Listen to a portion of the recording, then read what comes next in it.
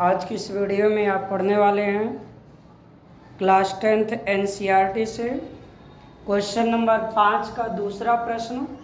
पहला प्रश्न हमने अपने इस यूट्यूब चैनल पर अपलोड कर दिया है और समांतर श्रेणी के बारे में भी हमने जानकारी कुछ दी है।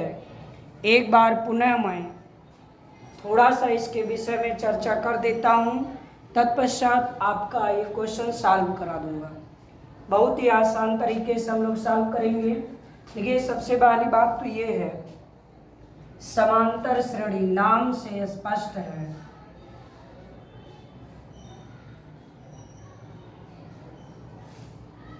पदों में समांतर होना चाहिए, सम माने बराबर का गैपिंग होना चाहिए। जैसे 2, 4, 6, 8, 10 ऐसे। अब इसमें देखिए, जो पद हैं एक सिस्टम से जमे हैं। सिस्टमेटिकली जब पद जमे हुए होते हैं तो जो एक अनुक्रम बनता है वो श्रेणी कहलाता है। और अगर उन अनुक्रम में ये बीच का गैपिंग अंतर समान होता है तो वह श्रेणी समांतर श्रेणी कहलाती है। और यदि उनमें गुणा के अंतर पर होता है, जैसे मान लीजिए हमने लिख दिया 2, 2 का दूना 4, 4 दूना 8, 8 दूना 16, 16 दूना 32, 32 दूना 64, ऐसे श्रेणी चलती गई।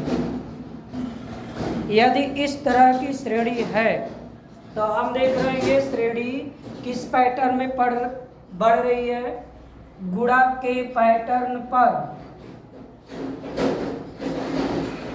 गुणा के पैटर्न पर बढ़ रही है तो ये गुणोत्तर श्रेणी होगी। और जब हर के पैटर्न पर चलेगी तो हरात्मक श्रेणी होगी। इन श्रेणियों की जानकारी अगली कक्षाओं में मिलेगा, यानी 10th के बाद 11th और 12th में। समांतर श्रेणी के बारे में आप जान गए। अनुक्रम सम का अंतर पे रहे, जैसे 1, 2, 3, 4, 5। और आप देखिए, समांतर श्रेणी हमारी बहुत कार्य कर रही है। हमारे जो इलेक्ट्रिशियन होते हैं उनकी जो सीढ़ी होती है वह भी समांतर श्रेणी के ही पैटर्न पे चलती है। कैलेंडर का पैटर्न देखेंगे, चाहे ऐसे मिलाइए, चाहे ऐसे मिलाइए, चाहे ऐसे मिलाइए, उन सब में एक सीरीज होता है, एक श्रेणी होती है, प्रोग्रेशन होता है। तो आप समांतर श्रेणी समझ चुके होंगे। और समांतर श्रेणी में इस पहले को पहला पद, इसको प्रथम पद ए बोलते हैं। A1 भी कह सकते हैं, A2, A3, A4, A5 कह सकते हैं, T1, T2, T3, T4, T5 भी लिख सकते हैं।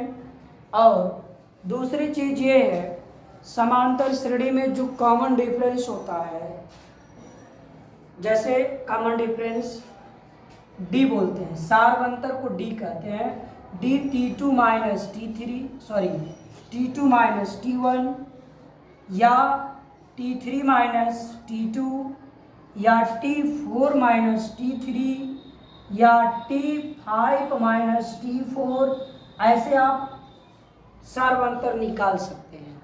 अगले किसी पद से उसके जस्ट पीछे वाले पद को घटा दीजिए तो समांतर श्रेणी का जो डी है कॉमन डिफरेंस निकल जाएगा। ये सिस्टम है, इस चीज़ को आप जान चुके होंगे। और श्रेणी में अगर इसमें हम मानते हैं यह तीसरा पद है 6, तो तीसरे पद को A3 लिखेंगे। चौथा पद है तो A4 लिखेंगे।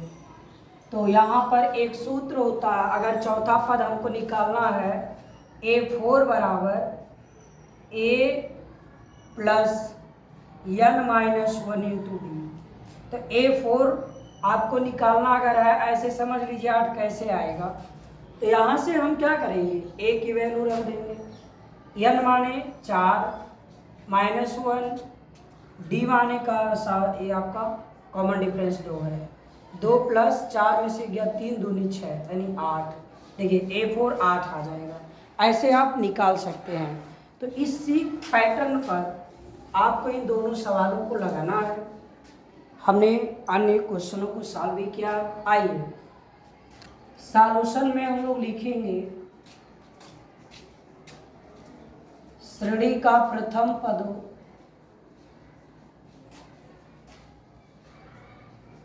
a बराबर 18 और कॉमन डिफरेंस d बराबर T2 माने दूसरा पद है 15 से 1/2 माइनस 18 घटा देंगे तो ये हो जाएगा 30 1 31, इसमें गुणा करते हैं, इसको जोड़ते हैं 31/2 माइनस 18, तो ये बटे 2 हो गया, 2 का गुणा कर दीजिए 31 माइनस 18 दूनी 36, इसको घटा दीजिए तो 2 और यहाँ बचा -5, माइनस वाला बड़ा है, माइनस चिन्ह घटा दिया 5, -5/2, ये कॉमन डिफरेंस मिल गया।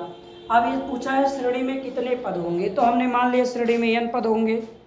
चलिए अब यहाँ से लगा दिया जाए, मान लिया श्रेणी में n पद होंगे, माना इस श्रेणी में n पद होंगे, तो हम n पद होंगे, तो देखिए अगर हम किसी श्रेणी में मान लिए 20 पद हैं तो अंतिम पद 20वें नंबर पर होगा, समझा रहा ना। हमने मान लिया श्रेणी में 4 पद हैं तो चौथा पद जो होगा वह क्या होगा, अंतिम का पद ही चौथा पद होगा। तो ऐसे इस श्रेणी में हम n पद मान लिए तो बीच में कितने भी पद समाहित किए जाएंगे तो nवां पद यही होगा। तो आप कह सकते हैं nवां पद an बराबर -47। तब सूत्र an बराबर a plus n minus 1 into D, ये बहुत ही अच्छा सूत्र है, प्रश्नावली में बहुत मदद करता है। an का मान -47, a का मान है आपके सवाल में 18 प्लस n-1 को डिस्टर्ब मत करिए, d का मान माइनस में है, माइनस वैल्यू को ब्रैकेट में ही पुट करते हैं, d का मान हमने -5/2 राइट कर लिया है। इसी को सॉल्व कर दीजिए, -47, इसको इधर लाएंगे तो -18 होगा, गुणा भी करा दीजिए, लेकिन गुणा ना कराइए, बड़ा आराम रहेगा, इसको ऐसे ही रहने दीजिए क्योंकि हमें गुणा करने से बहुत लाभ नहीं मिलने वाला है। अब हम इस पैटर्न को देखेंगे तो ये -8 15 5 1 6 -65 हो गया। ध्यान से देखेंगे, -65 इक्वल्स टू n-1 इंटू -5/2। अब गुणा या इस पद का हम पक्षांतर करेंगे तो इधर भाग हो जाएगा, -65 भागा -5/2 टू n-1, भाग को गुणा बना दीजिए तो ये भिन्न उलट जाएगी, -2/5 माइनस माइनस से कैंसिल, ये कट गया तो 5 से 5 एक कम 5 5 3 15 13 आ गया। अब 13 दूनी 26 हो गया, 26 बराबर n-1, तो यहाँ से -1 ट्रांसफर करिए तो n बराबर 26 और -1 आया +1 तो n बराबर 27। ये आपने n का मान निकाल दिया और आप कह सकते हैं अतः श्रेणी में कुल कितने पद होंगे, 27।